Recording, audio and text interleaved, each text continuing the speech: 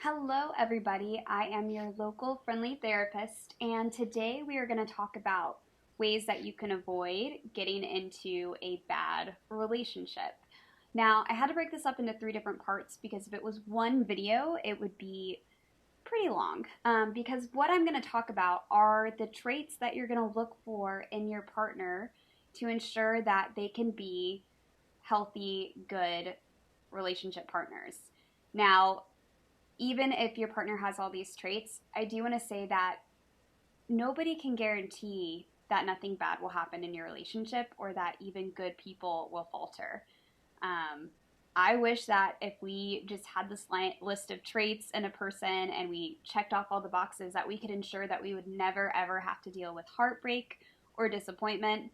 But the truth of the reality is that we can't necessarily ever predict or fully avoid that because sometimes life's tragedies unfold even when we try to prepare and control the factors. But I did want to talk about the parts that we do have some ownership in, and also just understanding what the heck does like a healthy relationship partner look like. Because even in my own journey, originally I had chosen some like relationship partners that weren't always very healthy for me because I didn't even know what the heck a good, healthy relationship was, what traits to look for in a person for them to be trustworthy and good at commitment. And I honestly had to work on some of these traits myself. So as we're going through this isn't just about what you seek out in your partner, but it's also about focusing what are the areas that I might be struggling in so that I can work on them to be a better partner and be a person that would attract a better partner. So I'm just going to talk about three today, and then we'll roll into three next video, and then the video after I will finish it off. So for today, what are the three traits I'm talking about? Number one, being a good listener. I know that sounds super simple, but in this world of mass technology and distraction, it is extra important that we have a partner that can listen to us. And even if they don't agree with us, we can see that they're willing to sit with our stuff and just like hear us out and really fully tune into us. In fact, Gottman talks about how, a lot of couples have unresolvable issues or things they don't see eye to eye on. And it's not so much that they have to agree 100% with their partner that makes them feel like they're in a good, safe partnership, but it's more feeling heard by your partner that is important. It's knowing that your partner is willing to listen to you and hear you out, even if they disagree.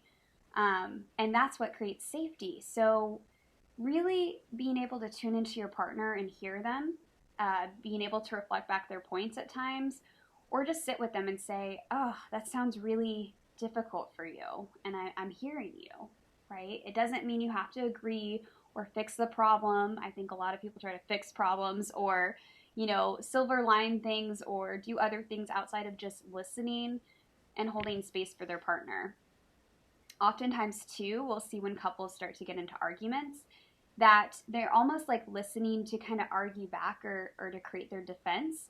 And so it's also important that we find people that, for the most part, I mean, nobody's perfect, but for the most part, really work to listen first and aren't just simply trying to create the next argument or the rebuttal against your point and really trying to see if there's anything they can learn from what you're saying or gather from what you're saying.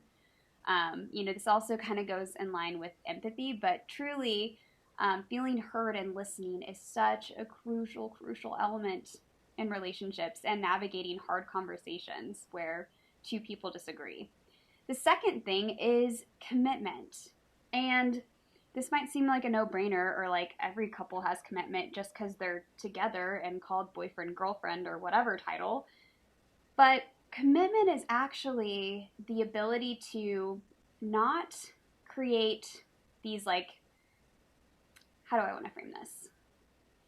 Essentially, when you are having hard times with your partner, it's the ability to not compare your partner to real or perceived alternatives that if you were in another relationship or with another person, that you wouldn't be having these problems or you wouldn't be having these arguments. It's really our ability to stay loyal to our partner in those moments and know that every relationship has its hardships. If you're a person, though, that, whenever you get into fights with your partner, you're thinking, oh, I better get out of this relationship, or I bet with another partner, I wouldn't have these sort of fights, you may be struggling with commitment, because it takes us being able to look at ourselves and realizing that often when we have fights with our partners or problems, we have a role to play. And even if we were in another relationship, we would probably still be grappling with those parts of ourselves, just with a different person. So it's really acknowledging and owning that piece. And again, not comparing your partner to real or perceived alternatives. The last one is generosity. This one is extra important, and sometimes this is what goes out the window when relationships are really struggling. And it's this ability to assume the best about your partner first.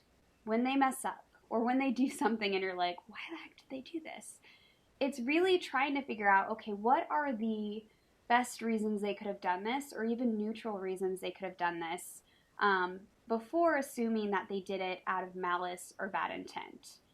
I guarantee you that in time you will be able to tell if it is malice or bad intent. But it's always best, and even for myself, like I always feel such a sense of relief if I walk into the room and I'm late and I know that the other person is generous and assumes the best about me, versus thinking something like, wow, she doesn't care about my time, gosh, she's always late, or is just judging me, especially if I'm only like 2 to 3 minutes late. Obviously, boundaries are still important, which I'll talk about in our next video, but the ability to assume the best about our partner first. What a gift. What a gift that we can give to our partner, to know that we can come to them with the hard stuff. And again, I think through time you'll know if your partner doesn't have good intent. But I think what happens over time is when we have negative interactions with our partner, we start to biasly assume that things are of bad intent and that they're doing it because they don't care about us, or or at us, essentially. So generosity, this ability to assume the best about our partners first and their intentions when they do things. All right, I hope you guys have a wonderful day, and we will get into part 2 next time.